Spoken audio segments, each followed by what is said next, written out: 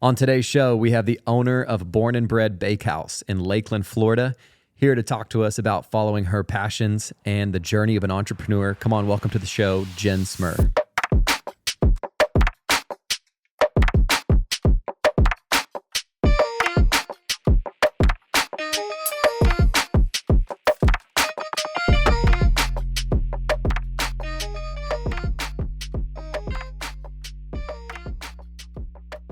Well, Jenn, thanks for coming to the show. Yeah, thanks for having me. How are you? I'm good. Good. It's been what day is today? Oh, man. Today is Wednesday. This is going to come out later, Yeah, so I don't know if it's Wednesday in the year of our Lord, 2024. Yeah, it's the Mondayest Wednesday I've ever had in my life. But that's mainly great. because the bakery starts on Wednesday. So like this my feels week- like your Monday. Yeah, it is our Monday. That's true, yeah. So this is kind of like your weekend is just kind of all thrown off then, huh? Yeah, for sure. Yeah. Well, hey, real quick, but for everybody that's listening to this that may not know you, introduce yourself a little bit here, why they may know you or what you do, and then something you've been getting into lately. Okay, you don't know me.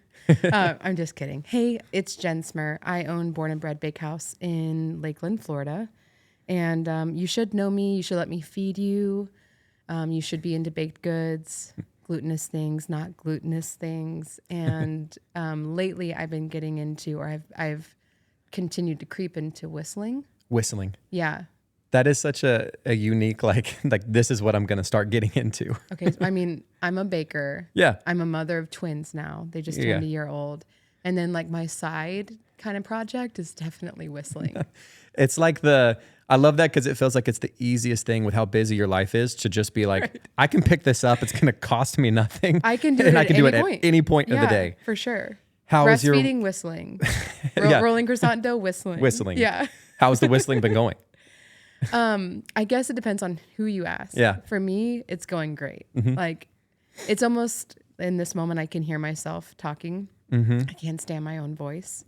And from what I hear, like Everybody, most people yeah. can't. Everybody feels that way. And so now that we've addressed it, I really felt I was a great whistler. And then it became a thing where rumor had it I wasn't so great by people that I work amongst. And then my husband recorded me one time in the car recently. Yeah. I just think that you should hear this. How did you find out with the people that work with you? Like, was it just like the inside jokes are getting a little more obvious or? Yeah, it was like a snickering or like a moment where I like look up. Yeah. Okay. Am I missing out on something? Like, Yeah. Was there a joke? I didn't hear it. Yeah, I didn't hear it. I was whistling too much. Yeah. Yeah, I didn't hear it above my whistling. Yeah. And then it was just like, hey, what are you guys talking about? Oh, nothing. It's just so cute when you whistle. Or it's like, it's so funny when you whistle. You have such a unique whistle. Which that could sound like a compliment or a backhanded compliment. I can see that. Like, yeah. It may be, rooted in envy that they don't have such a great whistle. What is it about your husband recorded your whistle? Right. What's unique about your whistle? It is like 15 octaves above anything that a human ear really should hear. That's impressive though. It's more like a dog language. And I do have 2 dogs, so maybe it's, it's for them only. You're like, who's Their that ears guy? only. The who's the dog whisperer guy? Like that was actually his name on TV, right? Like years ago. The guy who was like I'm gonna say Caesar Milan? I'm feeling. I don't know. I'm Maybe somebody can respond back after this post and correct us, but you could have another side career and just like dog training with that whistle. If I had a TikTok, I would try, but I'm gonna keep it to myself for now, and I'm just gonna keep practicing. Are you on TikTok or no? Staying away from it. I'm staying away. That's probably good. Yeah. I have a friend so I was off of it for a while, and I have a friend who convinced me just because we were on this conversation of like Instagram, the algorithm is just weird sometimes. Like I get stuff that I'm like, I don't care about this. Like, or it's weird, whatever. And he was like, dude, the TikTok algorithm, Chase Wagner, by the way, is who this was. He's like, the TikTok algorithm is perfect. And so I gave all of my rights away to China, but now I enjoy some funny videos every now and then. And that's where you bought your shorts, your shoes, your hat, and your shirt. Everything right now. Your brand new razor. Yes, everything is straight from China. Well, hey, I want to get into talking a little bit more about what you do. If we can bring back whistling at any point, I think that'd be great too. But I want to talk a little bit more about Born and Bred. How long has this been around? We are about 9.5 years old. Wow. So started in 2015 at a farmer's market out of Catapult's original location in a basement. And in what feels like a blink at this point, we're almost 10. That's crazy. Yeah. I actually remember, I have a vague memory, and I don't know if I met you at that point either. It had to have been 2015 or 2016. I don't think that my wife and I were married yet, so I want to say it was 2015. So like right when you guys started, us going downtown for that purpose. My wife, like girlfriend at the time, was like, "Hey, we have to go try this." Yeah. And so we went down there, stood in line. I think we discovered that we needed to get there very early, and we were not early. So I think we just got a loaf of bread, but still it was memorable. Yeah. Which was cool. I mean, and now fast forward, you guys are beyond the farmer's market now, right? Yeah. And it's just changed so much. You know, when I think of Alec Cantrell, I think of the pandemic, us really starting to do pre-orders for the first time, just so we could manage what was going on and, you know, safety and, you know, all of that. And we had this operation where basically someone would put in a pre-order, you would put in your name, we would pre-bag. So we were starting back then at like 10 p.m. at night with all of our baking. Yeah. And then we had a hard cutoff at 3 so that we could start bagging everything. We closed our lobby, everyone was out back. And the system was that when you checked in, a text message comes back in the back and we see Alec Cantrell, and then another person hollers and says Alec Cantrell AC. And all of the bags are in alphabetical order. Yeah. And there are a lot of ACs, right? There's Alec Cantrell, there's Alicia Cobbs, you know what I mean? So you're looking through all of these ACs, and then if you had a big enough order, you have several bags. So you're finding all of the ACs that match Alec Cantrell. Yeah. And that's how I know you, which is pretty great. But I didn't realize that your love for Born and Bred started prior. It was. So I remember, that's just so cool because I'll come back to that. Yeah. I remember going there in 2015, and we went like times after that too. I also remember I was working at the coffee shop on campus over at Southeastern. Okay. And our manager, whenever we'd have Saturday meetings, he would bring us Born and Bred. It was always like cruffins. So like every other Saturday, I think I had a cruffin too. But yeah, during 2020, we actually like had just moved into a new house, and then obviously everything shut down, and like, you know, you're not going a ton of places, but the Bakehouse was right around the corner from our house. So it became like our tradition every Saturday was like, and we had no kids at the time, you know, simpler, like whatever. We could walk every Saturday morning over there to the Bakehouse, get our stuff, walk back, and just have a chill Saturday. So dude, I think I was pretty consistent, like every Saturday for a while. Yeah. Yeah. Well, tell me a little, before we get into like the Bakehouse itself and like how it's grown, let's talk a little bit about like you and how this developed for you. I mean, like, you know, was this a passion that you always had? Was this something that just kind of got discovered by accident? How'd you start getting into baking? I don't have that story of like growing up with grandma in the kitchen and like, you know, doing different things. I'm really happy with the way that my parents raised my brother and I. During the summer, we were put into summer camps or different like activities. And then we were given a lot of freedom to be bored. We lived out in Auburndale on a lot of land. We didn't have neighbors. My dad got us a go-kart. We had like a pool. We didn't have a lot of toys. And there was a cookbook that my mom had that I think everyone's mom has. It's like Better Homes and Gardens or Southern Living. It almost looks like plaid or some sort of checkerboard. And so during the summers or during spring breaks or I had some time off, I was always in the kitchen. But my love for the kitchen didn't necessarily it wasn't always focused on baking. Yeah. There was a lot of cooking. It was just like spending time with family. Like that's what you did during the summer. Really, it wasn't even about them. Like I Just didn't for need you. them to I didn't need them to eat it. In fact, some of the like early things that I did, I hurt myself. I tried to make peanut brittle and I burned my finger pretty good, like really large blister. I made an awful chocolate cake where I didn't sift the flour and had just these white clumps all in chocolate. But like I really loved those moments of being in the kitchen. And then as we got older, my mom always made us during middle school and high school take a night where we had to make family dinner and then the other kid had to clean up. And so I learned a lot of responsibility and a lot of like, just, being in the kitchen. So as I went through college, I really didn't know what I was going to do. I actually moved from one college to another. Ultimately, I dropped out of college.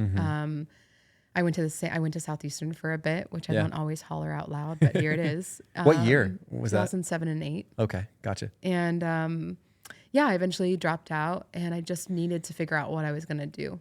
So I moved to Philadelphia, took a sales job, door to door. It's the most humbling thing I could have done. Sheesh, also learned a lot doubt. About myself during that time. Yeah. And then whenever I came back, I went into the fashion industry. I always thought that almost inspired by The Devil Wears Prada, I would start at the bottom, and then eventually I would find someone, I'd be their personal assistant.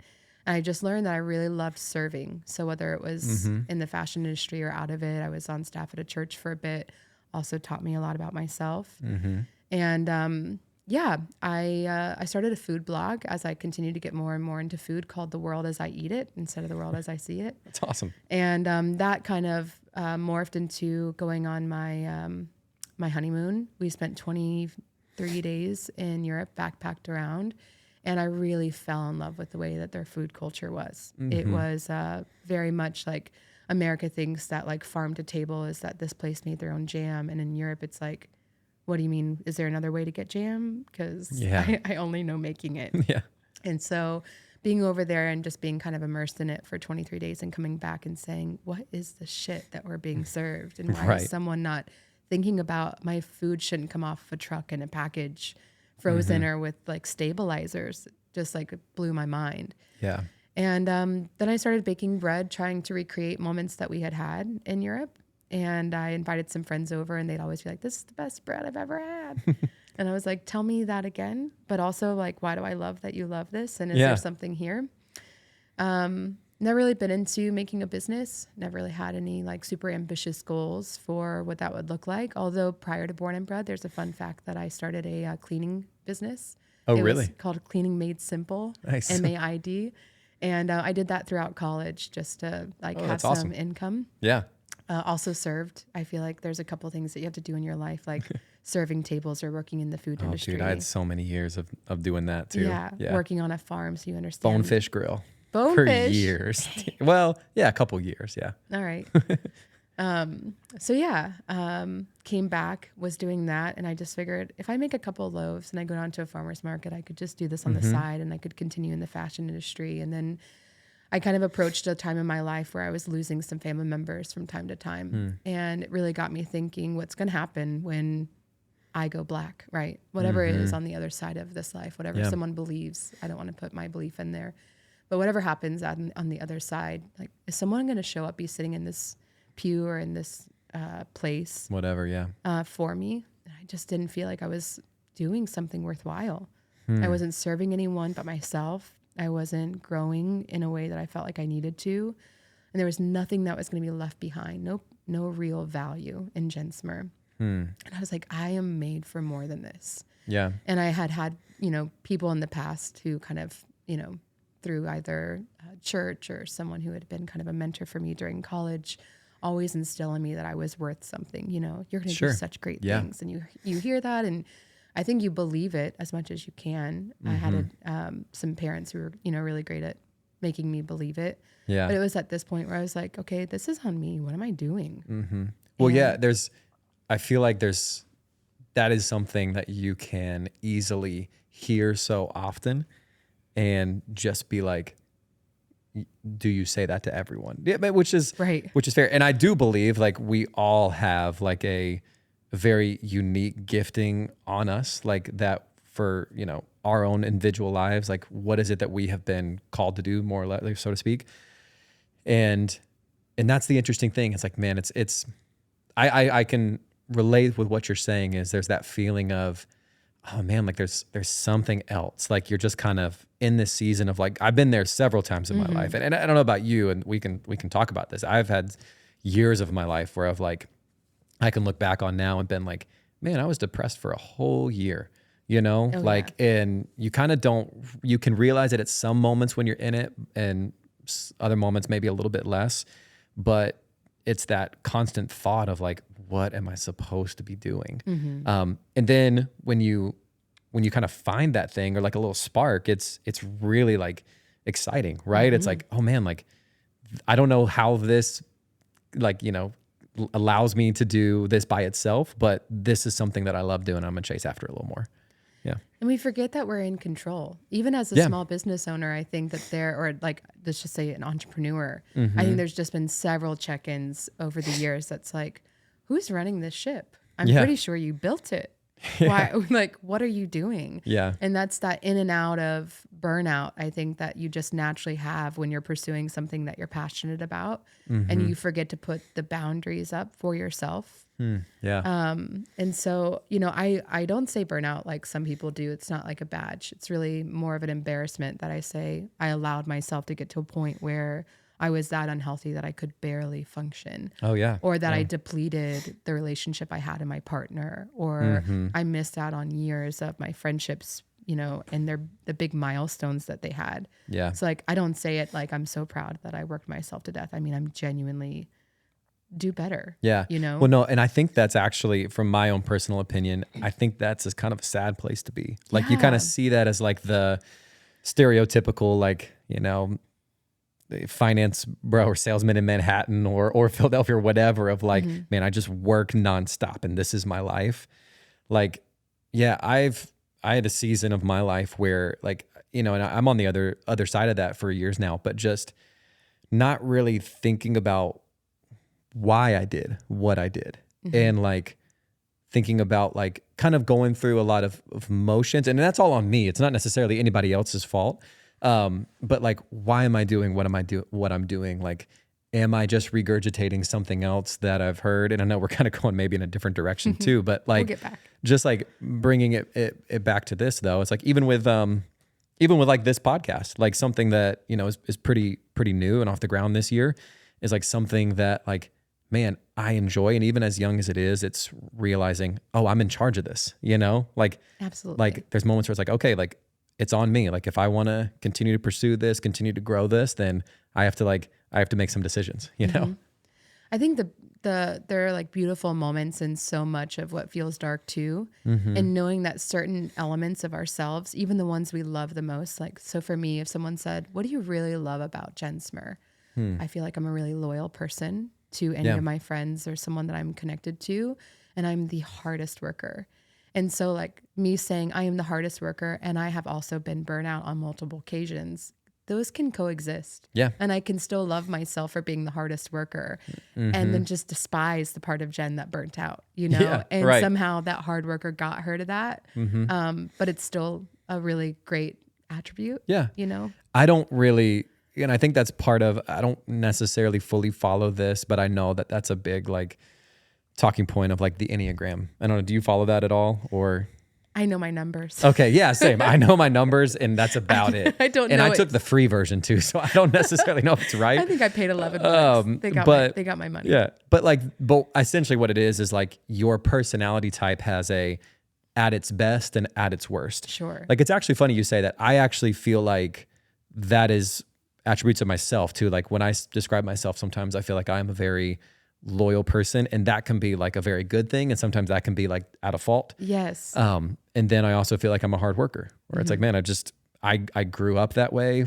My summers were a little bit different. Like I think since the age of 13, 14, I did have a lot of summer camps. My parents are awesome, but I did get to a point at some point where I was just working every summer. My grandfather owned like a storage building business, and I helped deliver and do stuff around there for storage buildings. So I'm all about early learning in the workforce. My parents made me get a job at 15.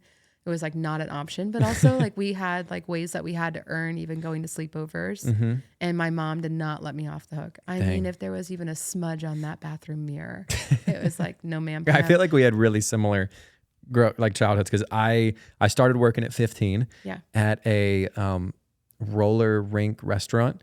Oh. So like I was wearing roller skates, and I just remember looking back on it Sonic. now. Can we just call it for what it is? No, it actually wasn't. It was Sonic. It's a place in Columbus, Georgia. This is the most random shout out, but it's called Hollywood Studios. It's still around? I think so. Wow. I think so. It's the chili dog what it's known for. It actually does. It has chili dogs and burgers and all this, but your main clientele is like 10-year-olds that get dropped off there, and their parents give them a little bit of money, and they go in there, get something to eat, and then they like dine and dash, and then you have to go out there and like, skate through the rink and try to find them. So yeah, I did that for like a couple years. That was my first job. Oh, cool. Yeah, not the best, but Yeah, it was interesting. Yeah. Okay, coming back to you though in this journey. So you guys get back from Europe, and you've like kind of had this great experience of like, oh man, like the food culture over there too. Like small side note, I have a French grandma who actually passed away a few years ago, but growing up with her in the summers that I did spend with her, like I remember that too so vividly, is like the kitchen and like the cooking was such an experience with her. Pretty sure that was the first place I had red wine with like a younger age, because that's just what she did. But like I remember it's like she never eats out. My Mimi like never ate out. She just cooks, and everything feels so like fresh and so delicious. And so you guys get back from Europe. What's kind of the next steps from there? Yeah, I love that story about your grandmother too. It's like, it feels so pure. And I love that you say it's an experience, because that's something that I think people underestimate is what you're doing whenever you're doing something that you're passionate about or that you care, is that you should be creating an experience. Yeah. Well, like for instance, she would not let me, like probably started like watching her in the kitchen. I was probably like under 10, but I don't think I was drinking wine at that point, but like I was watching her, but she wouldn't let me like go to the other room and watch TV. It was like I was in the room, like in the kitchen with her, watching what she was doing. And so that was a cool experience. Yeah. I love that. What a great grandmother. I know. She was very awesome. She made, the only thing that I know still how to cook from what she taught me was beignets. I can make a decent like beignet, but she always ate them, which is interesting to me, because I know like, and did you spend time in France on this trip in Europe? Yeah. Okay. So she preferred beignets, and I know that's like the process, and maybe you do too, is like you roll them out once and then you cut them. If you roll them out multiple times, like start over, they don't puff up. Maybe I'm saying the words right. Yeah. No, you'd be overworking the gluten at that point. But she preferred it that way. And I don't know if that was part of where she was from in France, but she was like, no, this is the way I like them and we eat them. So she would overroll them. She would overroll them on purpose, and like they would be crispy. Yeah. So yeah. All right. It was interesting, but they were good. Yeah. Another thing that I haven't gotten into at all, like I don't even own a fryer, is frying food. And like one of my favorite jingles, just to throw it out there, because sometimes we're like, do you have a favorite jingle? This actually never happens. I just share this stupid jingle all the time. But it's like 1980s, early 90s. It was the Goldfish commercial, and it was something like, of course it's baked and not fried. You haven't lived till you've tried the snack that smiles back, Goldfish. I feel like I remember that. Yeah. Really? Yeah. It's like random, but also anyone who is around my age is like, oh my gosh, I remember that. Yeah. And so like in the bakery, I've always kind of toyed around, will we do donuts one day? And I'm like, no, because of course it's baked and not fried, But yeah, I haven't gotten into frying, but that makes me want to. I haven't ever made a beignet from scratch. I feel like I'm sure that's a whole new like world and a lot of equipment to add on. We used to mix beignet dough at Born and Bred for a company in town. It was their recipe and their process, but we just mixed it for them and stored it because they were lacking storage for a bit. But I never actually did anything other than mix the dough for them. So yeah, I'm gonna have to add this to my that'd be fun to-do list. I would be the first to come grab some while making beignets. How much better could a beignet be? I know. If anybody can hear the whistle, right? It's so hype. Right. So you guys get back from Europe. Yeah. And I started making bread for friends. They're saying all the things that I want them to say. I figured I don't like what I'm doing right now. I could be doing something else. Maybe I'll just make some bread. There's no one in town doing it the way that I'd want to do it. I'll start here, and then one day Mike and I are going to move away. Nashville, Austin, Asheville, maybe New York. Love San Fran. Can't afford it. What am I going to do? Yeah, what am I going to do? But like Lakeland's all right for right now. I'll just start here, and it'll be something like tiny. And I started at Catapult, and then just quickly realized that I had no idea how to scale what I was doing. I could mix a couple loaves at home. I had a cookbook, several that are very inspiring, very famous. But as far as going from 2 to 30 or 40, and then like, what else am I going to do besides bread? So I went down to Miami. I had a job. Like I said, I was working in the fashion industry. Yeah. And one of the clients was like, you've really been getting into bread. They followed me on my personal Instagram. You should check out Zach the Baker. And I was like, ooh, I heard about him recently. I'll go over. He had just opened up his Wynwood location, which was basically from going into from a garage to a commissary kitchen to his own kitchen. And I walked in, and it's like the first time I'd really gotten starstruck by someone. Like I had been around other celebrities and other, areas of like what I was doing at the time. And like, I see this bearded Jewish man walk around the corner, and I was like, oh my God, It's him. it's him. And I had a little notebook. It's so cute, thinking about that old Jenn. And I thought he was going to answer all of the questions that I needed to be the baker I was going to be for Lakeland. And after he answered everything, he was like, you really just need experience, and you can do it on your own. We also have an apprenticeship program here. It's 2 to 3 months. It's unpaid, long hours, early mornings, hard work. You probably don't want to do that. You just got married. And I was like, nah, sign me up. And he was like, listen, here's my email. Yeah. Go home. Think about it for a second. It's trying to talk you out of it. Talk to you. Yeah. Do you know how many people I've tried talking out of? Like, are you sure you want to sign up for Born and Bred? Yeah. Because you just want people to understand what they're getting into. You have Instagram and you have this like reality in your mind. It's almost like romanticizing anything. And and that was the biggest thing that I got out of accepting this apprenticeship, is even after the early mornings and the long hours and the no pay, and it was just such laborious work, I kind of still wanted to do it. I learned more about myself during that apprenticeship than I did about baking. But yeah, I left that day. I called my husband. I was talking a million miles an hour, which I hope I'm not doing on this podcast. No, it's great. And he just was like silent. And then I hear like a giggle, like a chuckle. And he just said, you got to do it. That's awesome. I called a friend that I had worked with several times in the fashion industry and just said, can I hang out on your couch for a few months? And that was it. I finished the apprenticeship, came back, made an LLC, started at Catapult. And the rest is kind of history. I really felt like it was going to be something, though. It was called Born and Bred, where I did bread. That's the only thing I learned during the apprenticeship. Yeah. And I'd have some people at the farmer's market, and then I'd take a weekend off or go travel. And little did I know that it would just completely swallow my life. Yeah. And I don't think, like you saying earlier, something about, I didn't even realize for this entire year of my life that I was depressed. Sometimes you just immerse yourself into something that feels right or feels good. Yeah. That you can't ever even take a breath to say, personal check-in, are you okay right now? It's important. Yeah. Are you wanting to do this? I felt so much like there was a need, and it was exciting. And I had never been needed. I had never found that I had a purpose, and these people were lining up more and more every weekend. And it's an incredible story. It's got to be like a right place, right time, right product. There's no calculation for how Born and Bred happened. It still takes me by awe. Like I didn't know what I was getting into, but I knew that I was going to work really hard on it. I knew that I cared more about it than I did really about anything else in my life at the time. Man.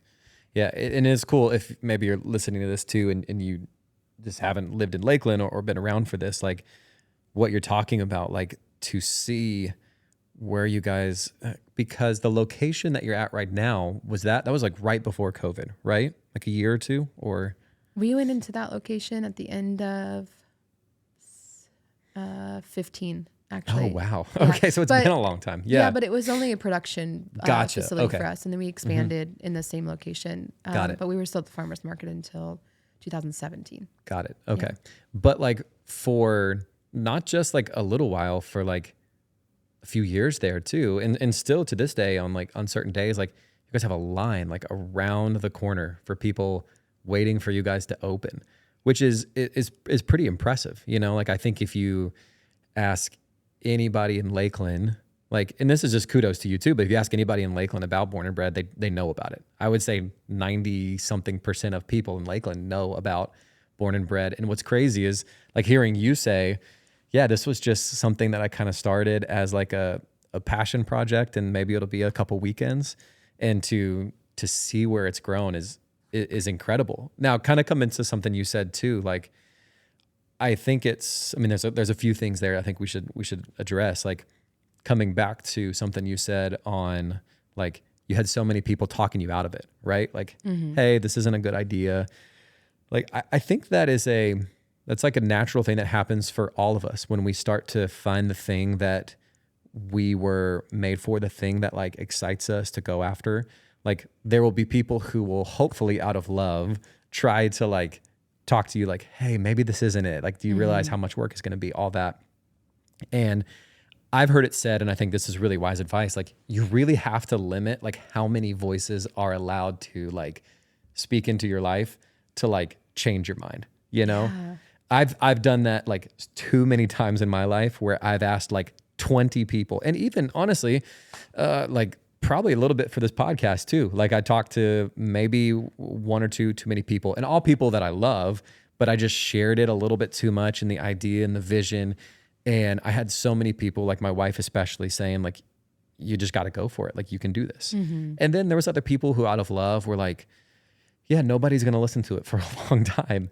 And which is fair. Probably it's fair. True. You know, everything needs momentum and exactly. I mean, I think it's been blessed. We've had some listeners even in the first couple of weeks here that it started, which is awesome. But it's being able to like what you said, like, hey, I'm steering this ship. Like, is this the waters that I want to travel? Yeah. And you know, especially if it's something that makes you happy and something that you can find fulfillment out and joy, then I think it's worth it. Yeah, absolutely. Yeah. And there's never a time where I don't think it's worth getting to know yourself even deeper. Yeah. Right. So if I say, my personal gut check right now is that I'm supposed to be moving forward in this direction. And for me, I don't care. I will ask 20 people.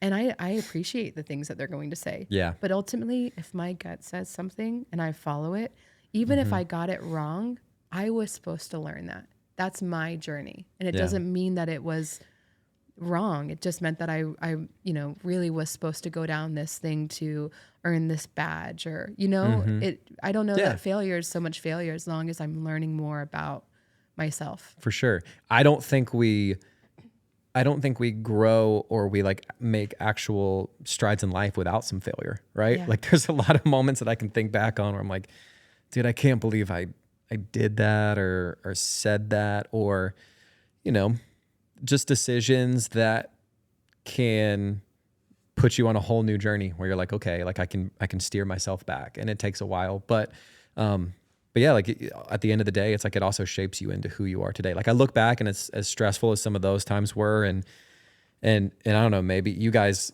seem like you're pretty busy there at Born and Bred on a pretty consistent basis. Maybe you're feeling that from time to time of just like, man, like I steered myself back to a place where I feel like comfortable in who I am. Like you guys have recently, just kind of maybe shifting gears here a little bit, like you guys have recently moved from just Saturdays to, I'd say recently, like in the last year, right? Yeah. So I think the beginning of this year-ish, February. Yeah. To like multiple days a week. And I'm sure that's added a lot more on you and on the team. Like how have you been managing that? Yeah. It's been really good. In fact, generally the team works 4 shifts and then they have 3 consecutive days off in a row. Yeah. That's a really nice thing to have. You really feel you're getting a separation from work. And for a guest standpoint, and honestly, even for a business standpoint, imagine like Wednesdays for a while were Wednesday nights, which I really miss. I really miss our Wednesday nights. But they were Wednesday nights, but it was just Wednesday and Saturday. Yeah. But Wednesdays is when we did all of our lunch and brunch options. But then you're not opening for an entire week. So from a lot of system standpoints, it's been really great to have all of the days open in a row. That's awesome. Yeah. And I'm sure it's kind of like, it's allowed for you guys to serve more people. And I'm sure there's like the added pressures of like, okay, now we need to make more on a more consistent basis. But I'm imagining it also spreads some things out for you. Like, hey, Saturdays aren't as... I mean, I love that this is an audio podcast and I'm going to try to describe something to you, but like the line that you guys had on most Saturdays, like even during the pandemic was pretty wild, and putting people 6 feet apart. Like the pandemic was wild. Yeah. And I mean, I think you guys handled it the best you could too, like in that back area, but dude, just to see how many people are coming out for that. Yeah. Has it kind of spread things out for you guys? A little bit. Saturdays are definitely still the busy day. And I really enjoy the weekdays because it's just a little bit more manageable and calm. Yeah. So someone coming in who maybe doesn't want to come and stand in a line or have the chaotic energy of what Saturday is just probably always going to be, Yeah. gets a glimpse into that like cozy cafe, and they can enjoy maybe the small details of what's in the space that you don't really get to see when there are 100 other human beings For wall to sure. wall. Yeah. Well, now just naturally, like my son has started soccer, and so that's taken up our Saturday mornings. But you guys are like right around the corner from our house, which is so awesome because like I work from home on like, Thursdays usually is like kind of the day that I'll sometimes be able to like walk over there, grab some lunch, grab some coffee. Dude, I feel like I should probably just like shout out some of the things that I love there. The Good Morning Vietnam cold brew is my favorite. Yeah. Have you tried peanut butter? I have, butter which is oat? actually, I like it. I'm not much of a sweets person. Like I guess sweets like in coffee. I worked in coffee for so long that I'm actually shocked that I love like the Good Morning because it is really sweet, but it's something about it that I love. Yeah. Because generally speaking, I drink black coffee like everything else. He's wearing all black if you wanted to know. Yes, I am wearing all black. I just love it. But then like every time my dad comes into town too, he's like, it makes it a point to come over there and get a couple cookies, the chocolate chip cookies, and then the sausage. Have you had the gluten-free cookie? Yeah, we did. Actually, we got it for my son last time, and because he can hound a cookie, like, and that's like a good size one too. Yeah. Like he goes to Publix, and he's like, now he's been to Born and Bred a couple times. He's like, no, I want that one. Yeah. Right. But yeah, no, it was great. Yeah. Good. Do you guys? How often do you like experiment with something new or try to put something new on the menu? Now we're in a monthly rotation, whereas before it was almost every week, which is insanity. I don't know what we were doing with our lives. Clearly not sleeping, resting, or like thinking about what we're doing. But now it's monthly. So we just entered September. So September's month, the menu kind of has something different during the week and then during the weekend. I know it's like nowhere near fall feeling in Florida. I feel the pressure. If you're not from here, it's still like 98 degrees pretty much every day. Are you guys moving towards that direction? Yeah. That's fun. Yeah. We've got something coming out this Saturday that's kind of like a pear fritter pull apart with a maple glaze. Oh, sick. Yeah. So just kind of inching into it. I mean, the fact that it's August and Starbucks is putting things out, it's like, come on. Yeah. I have a hard stop at, I'm allowed to have something pumpkin at, oh my gosh, Halloween. Right. From that moment on, I need to be all into Spiceville. But for Born and Bred, we'll be coming out with something. I won't lie, I've had a pumpkin spice cold brew already, but it's mostly because like I got a free one for my birthday, stuff like that. This is not to like knock Starbucks. I go there every now and then, but dude, it's gotten to the point where it is so expensive where I'm like, I would much rather just support local businesses, like go to Born and Bred, go to Concord, go to wherever, and like spend money there because it's actually like the same, if not actually more affordable to like support local businesses. Yeah, good. So yeah, and I'm saying that genuinely. Like it's crazy how much like when we go there, and my son loves like cake pops and fruit pouches too. Dude, those are I don't know. Are your kids into those little like Peter Rabbit fruit pouches? Not yet. Oh, watch out. Okay. They're so expensive and they're like, there's something in them that kids are addicted to. Okay. Oh yeah. Sugar. I'd be shocked to know like how much I've actually spent on that in the last couple of years. It's too much. Yeah, it's definitely way too much. We'll put a hard stop there. I would. I'd make your own if you can, which I'm sure you could. Real quick, before we kind of like start to transition towards the end of the episode, as you know, all of this is so focused on like the Bakehouse and everything you're doing, kind of just even focusing as an entrepreneur. Something I love about Lakeland is I feel like it is a hub for people who want to start their own thing. Like they want to be an entrepreneur. They have this dream, this vision. Our city does a really great job of empowering that in a number of ways. So I'm sure there's some people that are listening to this that may have a dream, whether it's a podcast or whether it's a Bakehouse. Like, what is something that you've learned as an entrepreneur that was like, and maybe it was at the beginning, maybe it's now kind of years into it, that has been like a big learning lesson for you? Oh man, I think knowing yourself ultimately is probably the first step in being a successful entrepreneur. Yeah. So where are you strongest? Where are you the weakest? What are your goals? What's important to you? Those things, as like cliche as it might sound, are really important. Yeah. And then from there, I mean, you really have to be good at rebounding.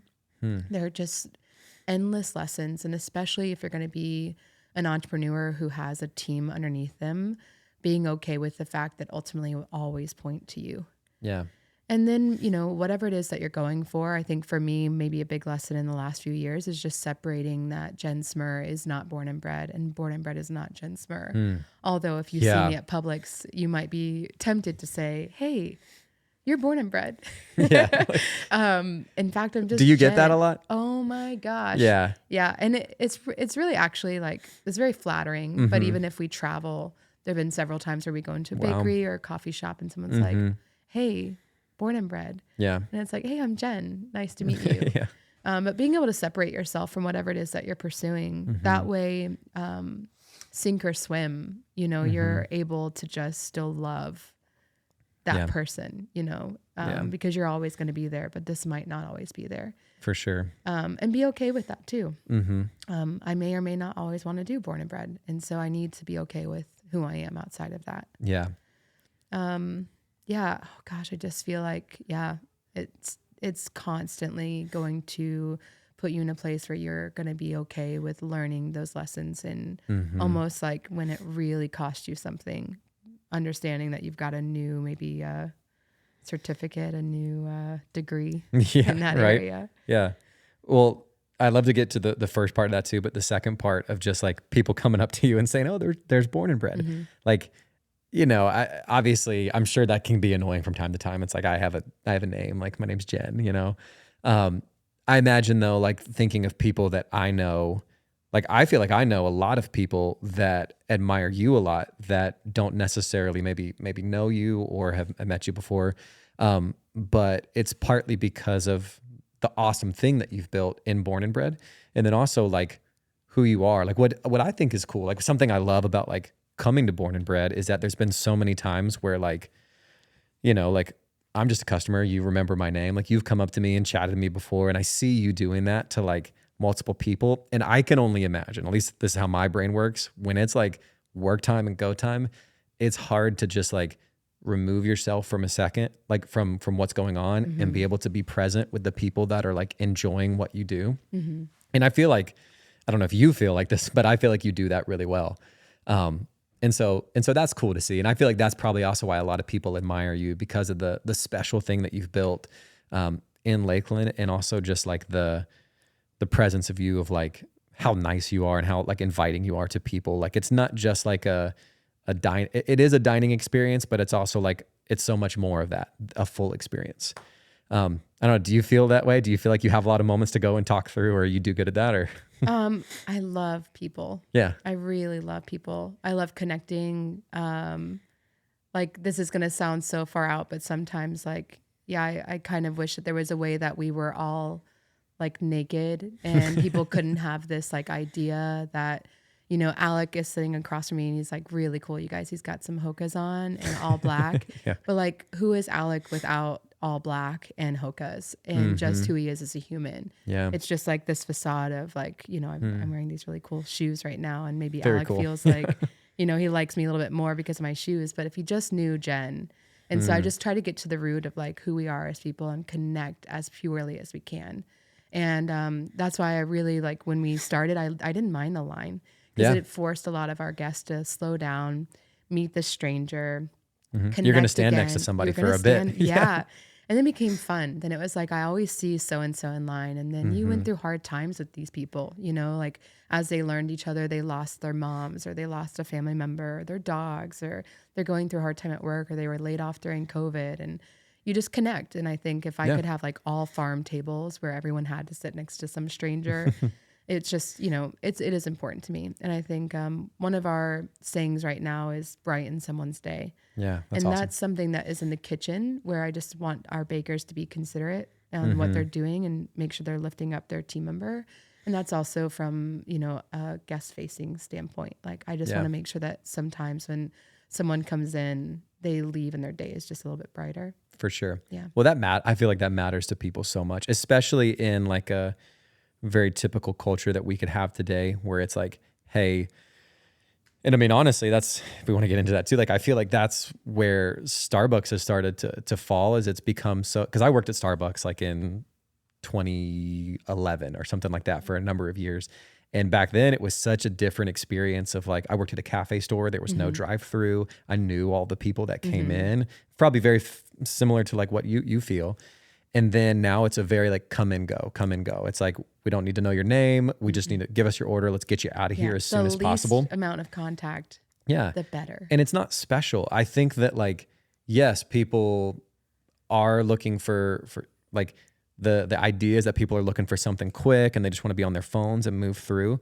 But there's something so like life-giving and something so special about, hey, I've got 30 minutes. I can slow down a little bit. I can like stand in line. I can put my phone in my pocket, and talk to somebody. Like, honestly, and that's kind of like a little bit too, like the vision even for this podcast. Like, I hope to have like a lot more like really interesting conversations with, people like you or people like that have just totally different life experiences than me, beliefs than me. Cause I think it's important to kind of stop and to hear from someone else, to learn from someone else. There's so much that you can gather from just hearing somebody's story. Like hearing today, like I had no idea that you did like a 3-month internship in Miami. That's awesome. Yeah. Yeah. And I'm sure it was a lot of work. It was so much work. I was exhausted. Dude. But it was great. Well, I feel like we could talk for like a whole nother hour too, but I know like we gotta get out of here in just a minute. So, hey, maybe with one more minute left, what is something, now this could be like an announcement that you have for Born and Bred of something coming up, or even just something encouraging for someone who's listened to the show today. What's something you want to leave us with before we head out? Mm-hmm. If you're listening, you have one life. Mm-hmm. You have one life. If you want to do something, if you want to be somewhere else, keep character, keep going, go do it. Like, what is the worst thing that can happen? Like in college, my friends didn't have a lot of money and neither did I really, but my parents gave me like a stipend for certain things. Yeah. And I can remember going through drive-thrus and being like, I got this. We'd get up and like McDonald's line, Yeah. Like, hey, listen, it's on me. We finally, we finally get to the front. And like, I'd say something like, my friends have no money. I know you got like an extra Big Mac and a large Coke, right? Like a small fry. And when I tell you 10 out of 10 times, I always left with something I didn't order and I did not pay for. Yeah. And for me, like, if you don't ask, if you don't try, you don't get. And so like, if you're listening, just like, what are you doing right now that's making a difference? What are you doing that you say, like, if tomorrow, whatever you believe is on the other side of this life, if it's black, if it's heaven, if it's, whatever you think it's going to be. Yeah. What are you doing that you would feel like, if I'm in a casket, if I'm not alive, they're going to know that I did this and that I tried and that I believed in myself, or that what is it that you want to do? Yeah. You got one life. Go do some shit. That is awesome. Go I love do it. some shit. That is a great way to end it. Well, thank you so much, Jenn. Thanks for coming on the show.